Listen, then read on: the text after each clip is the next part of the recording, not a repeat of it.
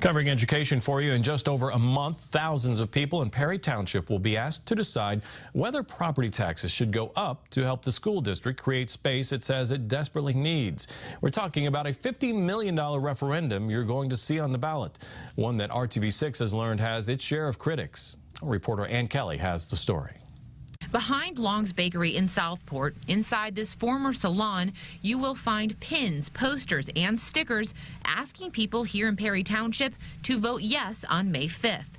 You'll also find Jim and Vivian Leach, Perry Township parents who are determined to see the referendum move ahead and plan to start campaigning in the next 2 weeks. We've got to do it. We have to do it. Have to, Vivian says, get the money to build 4 new kindergarten centers here in this A district, which would then open up classroom space in other schools. We first told you about this problem in December. The district's enrollment is growing. It's running out of room and has been forced to move hundreds of kids into 26 trailers, which are stored behind the schools. These trailers are not as safe and secure in bad weather. There's just one door that locks. They're not inside a brick building where they should be. They also have to make numerous trips in and out of the building, which waste a lot of class time. When they started bringing these trailers in, they hid them. They put them behind the schools. They put them behind the buildings so that they weren't a nuisance to the community. And people are going, what trailers? Well, they're there. And Vivian, along with Perry Township Schools, says it will take $50 million to clear them out, to deem them unnecessary.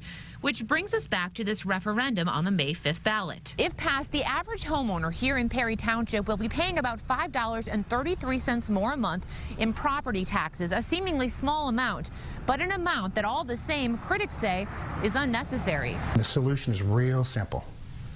Just put 2 more kids in a classroom. Former Southport Mayor Rob Toman looking at state records and saying right now there are just 17 kids in each Perry Township classroom.